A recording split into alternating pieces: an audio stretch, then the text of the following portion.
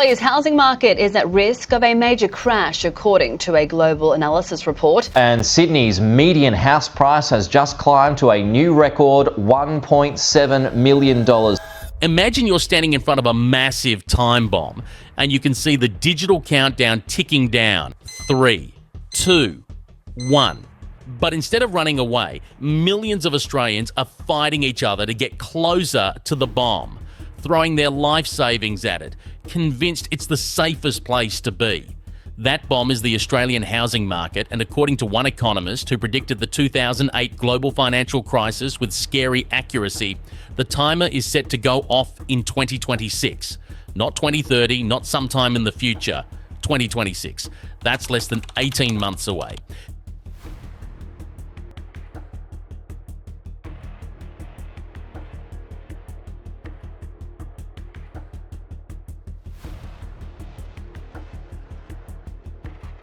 Today, I'm going to reveal the most terrifying housing prediction you've never heard of.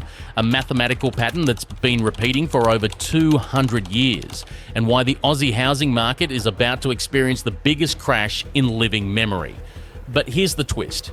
If you understand what's coming, you might just position yourself for the buying opportunity of a lifetime.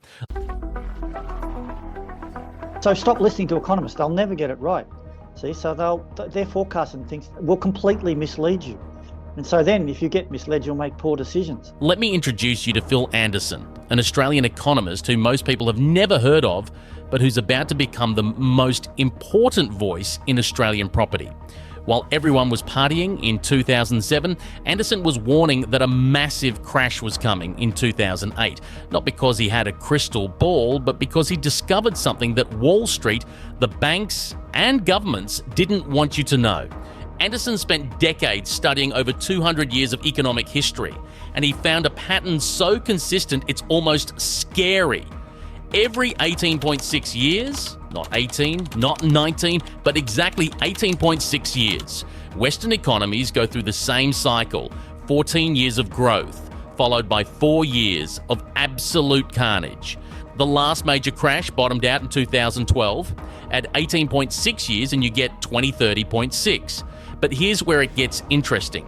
Anderson says the peak happens around 2026, followed by the crash. We're not talking about a gentle correction here, mate.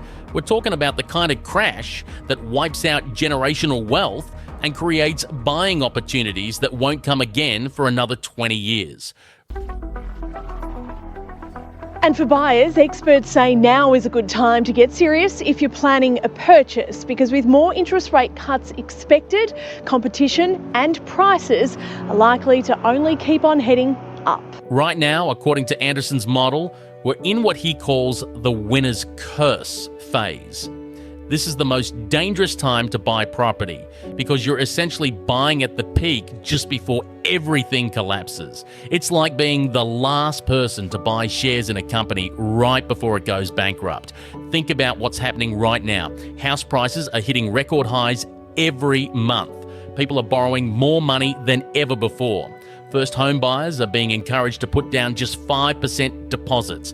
The government is guaranteeing mortgages with taxpayer money. Banks are offering 40-year loans and 10-year interest-only periods.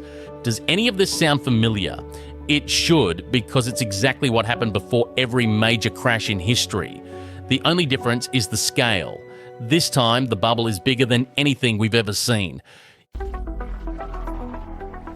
Here's what makes Anderson's prediction so terrifying. It's not based on opinion or guesswork. It's based on mathematical patterns that have repeated for over 2 centuries. The 18.6-year cycle has predicted every major boom and bust since the 1800s. The pattern works like this. Land speculation drives the economy up for 14 years, fueled by easy credit and rising prices. Everyone thinks they're getting rich. Then reality hits, credit tightens, and the whole thing collapses for 4 years. Rinse and repeat. We're currently in year 13 of the current cycle, which started in 2012. That means we've got about 1 more year of this madness before the peak hits in 2026. After that, it's 4 years of economic winter. But here's the thing that makes this cycle so predictable. It's driven by human psychology, not just economics. People always think this time is different. They always believe the boom will last forever. They always ignore the warning signs, and they always get caught holding the bag when the music stops. This is the 6th consecutive month of increase that started with cash rates being reduced in February. While Anderson's cycle gives us the timing, other experts are identifying the specific triggers that could set off the crash. According to ABC News analysis, the Australian housing market would crash if certain factors aligned. And guess what? Those factors are starting to line up perfectly. The main trigger would be a spike in unemployment, particularly among professionals who own houses. Right now, unemployment is low, but that could change quickly if we get hit by an external shock from the United States or China. And with both countries facing their own economic challenges, that shock could come sooner than anyone expects.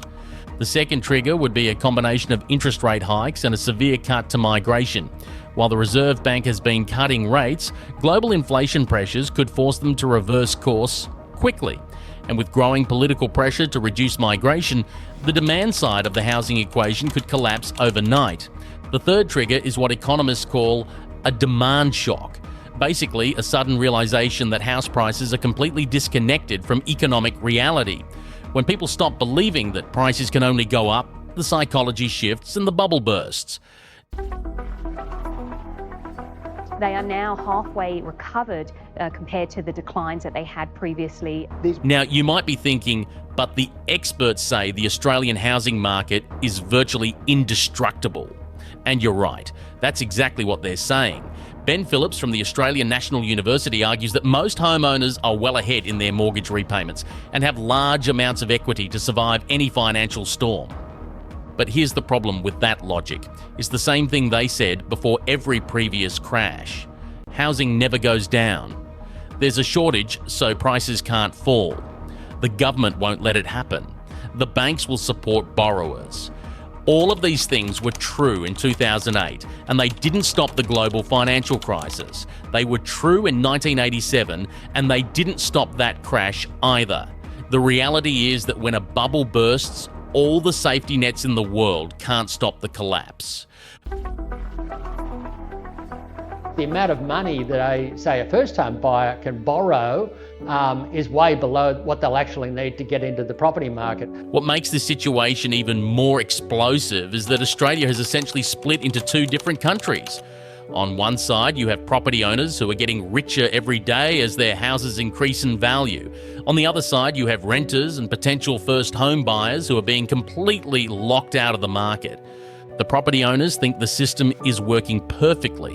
Why wouldn't they? Their wealth is increasing without them doing anything. They can borrow against their equity to buy more properties. They get tax benefits for negative gearing. The government protects their interests at every turn. But the other Australia is getting angrier by the day. Young people who did everything right, got good jobs, saved money, lived responsibly, are being told they need to earn over $200,000 a year just to afford an average house. Renters are seeing their rent increase every year while their wages stay flat.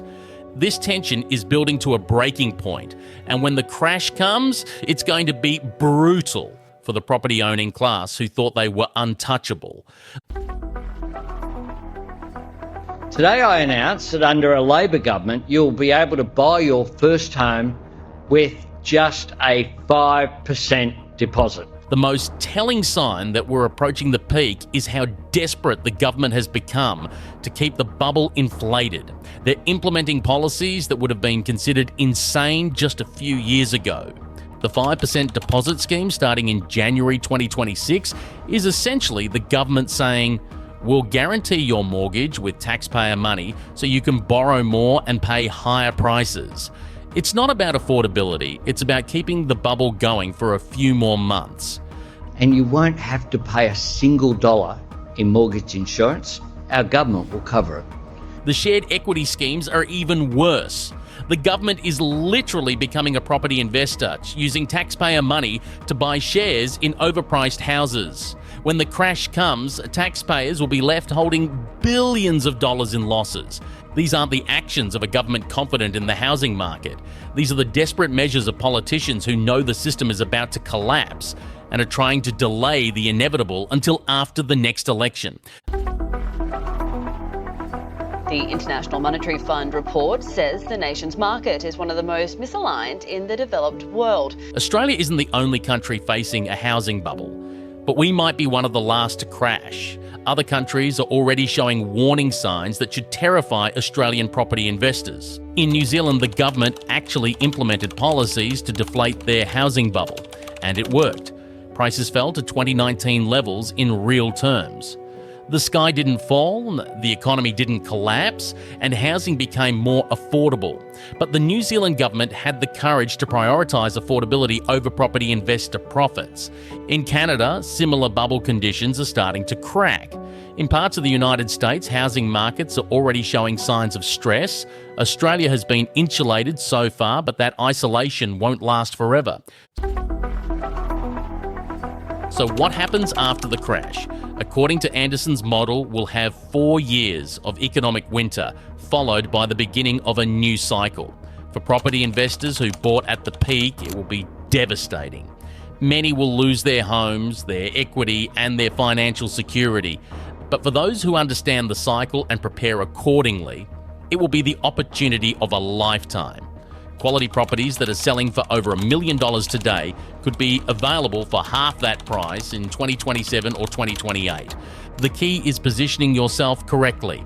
That means having cash available when everyone else is forced to sell. It means understanding which areas will recover fastest. It means being patient while others panic.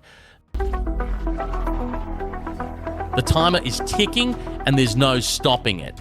The 18.6-year cycle has been running for over 2 centuries, and it's not going to break now just because Australians think their housing market is special. The question isn't whether the crash will happen, it's whether you'll be prepared when it does.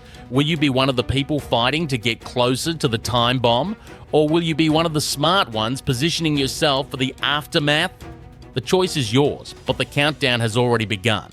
2026 is coming whether we're ready or not. To see the latest Australian crisis, click this video here.